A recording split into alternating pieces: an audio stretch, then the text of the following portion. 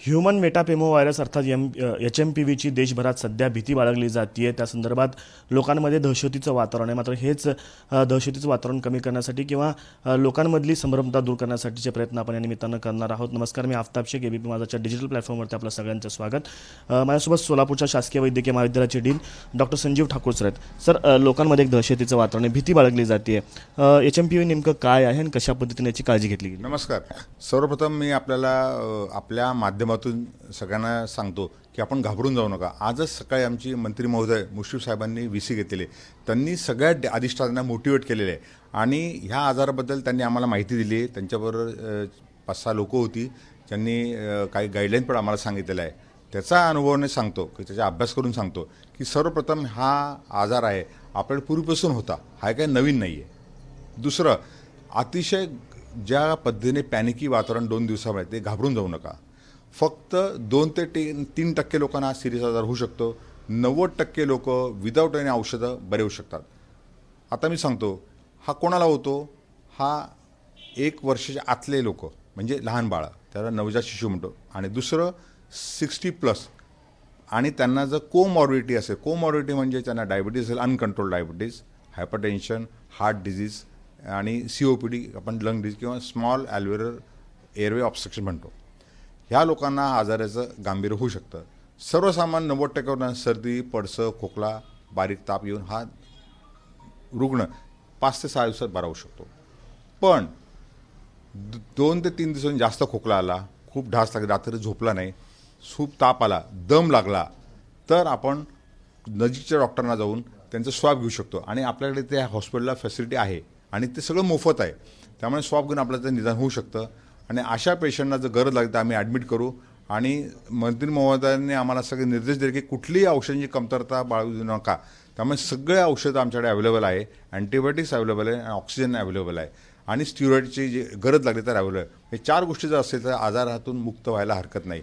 आणि राहिली प्रश्न स्वच्छतेची, ती मी आता राऊंड घेतलेला आहे आणि त्यात आम्ही निर्देश दिले, एक टीम तयार केली की वॉर्डमध्ये वॉर्ड सिस्टर जी इंचार्ज असते, जो कन्सर्न डॉक्टर आणि स्वच्छ निरीक्षक यांनी व्हेरीफाय करायचं आणि ते साईन करायचे। आणि त्यातून आमचे सुप्रिंट, मेडिकल सुप्रिंट आहे, डेप्युटी मेडिकल सुप्रिंट आणि मी स्वतः आहे, आम्ही राऊंड घेणार, मी स्वच्छता पण राहील। हे सगळ्या गोष्टी जर आपण पाळल्या तर नक्कीच या आजाराला आपण चांगल्या प्रकारे सामोरं जाऊ शकतं। राहिला प्रश्न तुमचं लाईफस्टाईलचा आहे, तर लाईफस्टाईलसाठी तुम्ही जंक फूड टाळा, चांगलं सकस जेवण करा, जर शक्यता असेल तर व्हिटॅमिन Cच्या गोळ्या घ्या, गर्दीत टाळा, सर्दी पडसं खोकला असेल तर आपण घरात राहा, बाहेर जाणं टाळा। हॉस्पिटलला गेला किंवा गरजेकडे जावं लागलं अनावश्यक किंवा आवश्यक नसल्या किंवा आपल्याला काही अडचण आली तर मास्क वापरा। आणि शक्यतो जे आपले हात जे आहे हे स्वच्छ ठेवा, सॅनिटायझरचा वापर करा, स्वच्छ सोप पण चालेल, सॅनिटायझर असेल उत्तम। फक्त आता एक काळजी अशी आहे की जे ज्यांच्या घरात लहान बाळ आहे किंवा मोठी माणसं आहे, ही माणसं जेव्हा बाहेरून काम करून घरी जातात त्यावेळेला त्यांनी स्वच्छ आंघोळ करावी, हात सॅनिटाईज, जेणेकरून त्यांच्यामुळे घरातली लहान बाळं किंवा मोठी माणसं इन्फेक्ट होणे अशी काळजी घ्यावी। माझ्या मते सरकार आणि आम्ही डॉक्टर सगळं आपल्या पाठीशी आहोत। या आजाराला बिलकुल घाबरू नका आणि चुकून जर आजार झाला तर आम्ही आहोत, आपण यातून 100% बरे व्हाल। सर्दी, पडसं, खोकलं ही लक्षणं सामान्यतः म्हटली जाते। थंडीचे दिवस आहेत, सर्वसामान्य लोकांना सर्दी, खोकलं, पडसं होत असतं। डिफरन्शिएट कसं करायचं, नेमकं हेच HMPV कसं ओळखायचं? त्यांनी काय सांगितलेलं आहे की जे आम्ही तुम्हाला एक तर एज सांगितलेलं आहे की जे लहान बाळ आहे किंवा मोठी माणसं आहे यांना जर 2 ते 3 दिवसाच्या वर खोकला वाढला, ताप आला, दम लागायला लागला आणि चुकून आपल्याला सगळ्यांना पल्स ऑक्सिमीटर वापरायची सवय, O2 सॅच्युरेशन जर कमी झालं, रूम एअरला 94, सरळ तुम्ही ॲडमिट व्हावा, डॉक्टरांचा सल्ला घ्यावा आणि त्यांनी जर त्यावेळेला जर ट्रीटमेंट दिली लवकर तर माणूस 100% बरा होईल। औषधोपचार काय आहेत त्यासाठी कसं आहे, म्हणजे कोविडमध्ये आपण तयारी केलेली होती औषधोपचारांची, सर्वसामान्य रुग्णांनी काय औषधं घेतली पाहिजे, डॉक्टरांनी कशी तयारी केली त्यासाठी? आता मी सांगतो, सर्वप्रथम सांगतो की हा कॉमन व्हायरस आहे, त्यामुळे हा याच्या आधी आपल्याकडे झाला, आता फक्त हायलाईट झालं आहे, त्यामुळे पहिल्यांदा घाबरू नका। म्हणजे पहिल्यांदा आपलं मनोधैर्य चांगलं ठेवलं तर आपण नक्की सामोरून आजारून बरं होतो। दुसरं, आता वॅक्सिन अवेलेबल नाही, वॅक्सिन ट्रायल चाललेलं आहे। तिसरं, there is no antiviral drug. Antiviral ड्रगचा अर्थ असा आहे की त्या व्हायरसला मारायला आपल्याकडे औषध नाही आहे। बेस्ट वे एक त्रिसूत्री कार्यक्रम, एक तर प्रिव्हेन्शन, गर्दीत टाळा, हे फार महत्त्वाचं आहे, अननेसरी गर्दी करू नका।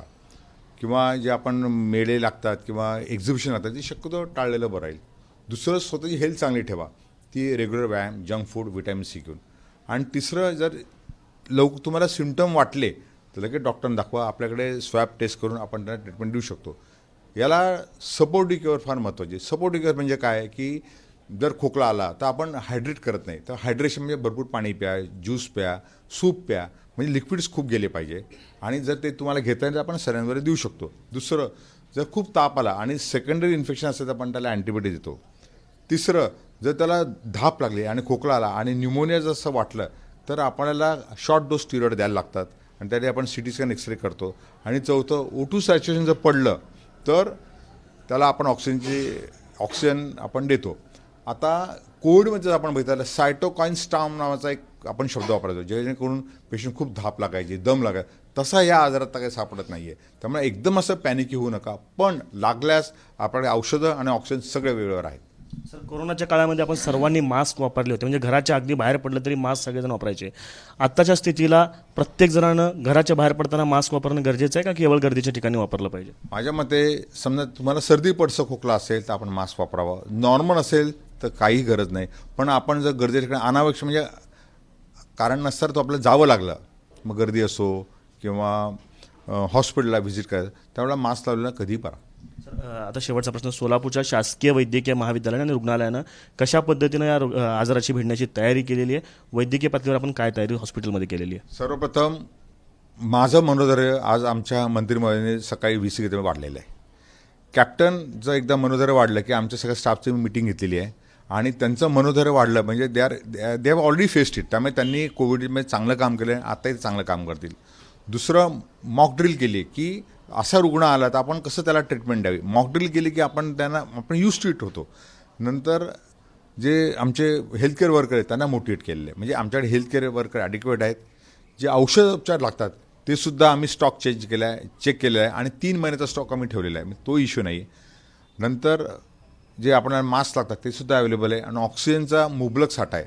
आणि रुटीनसुद्धा पेशंट आम्हाला नुसतं ह्या आजारावर कॉन्सन्ट्रेट करता येत नाही, कारण जसं मेडिकल कॉलेज ते बाकी डिलेवरी आहे, सीझर आहे, ॲक्सिडेंट आहे, रुटीनसुद्धा आम्हाला कामाचं वाटतं. त्यामुळे आम्हाला बायफर्केट केलेलं आहे आम्ही स्वतःला की काही लोक हे इमर्जन्सी ह्या आजाराला टॅकल करतील, बाकी लोकांचं रुटीन अफेक्ट होता कामा नये. तर काय होतं, आपण ह्या आजाराकडे कोविडमध्ये बघितलं की कोविड करत आणि दुसरे पेशंटला डायबिटीस होत गेला, BP होत गेला, शुगर वाढत गेली, TB वाढला, असं होता काम आहे. त्यामुळे रुटीन आम्ही डिस्टर्ब न करता ह्या आजाराला आम्ही टॅकल करू. आयसोलेशन वॉर्ड वगैरे काही बेड्स वगैरे राखीव ठेवण्यात आले? आयसोलेशन वॉर्ड वगैरे काही आम्ही 2 बेड 4 बेडचं केलेलं आहे आज. 2 बेड पिडियाट्रिकसाठी आणि 2 बेड ॲडल्टसाठी. पण जे यदाकदाचित जर वाढलं तर आम्हाला ते आयसोलेशन वॉर्ड वाढवावं लागेल. सध्या तरी महाराष्ट्रात कोणताही रुग्ण नाही आहे, त्यामुळं घाबरण्याचं जरी कारण नसलं तरी खबरदारी जी आहे ती महाराष्ट्र राज्य शासनातर्फे किंवा वैद्यकीय प्रशासन जे आहे त्या सर्वांतर्फे घेतली जाते. सोलापूरचं वैद्यकीय प्रशासन खरं तर कोविडशी भिडण्यासाठी सोलापूरच्या वैद्यकीय प्रशासनानं चांगले प्रयत्न केलेले होते, त्यामुळं HMPVशी देखील भिडण्याची तयारी जी आहे ती वैद्यकीय प्रशासनाने केल्याचं आपल्याला पाहायला मिळतं. कॅमेरा पर्सन युकांतीसह आफताब शेख, ABP माझा, सोलापूर. ABP माझा, उघडा डोळे बघा नीट.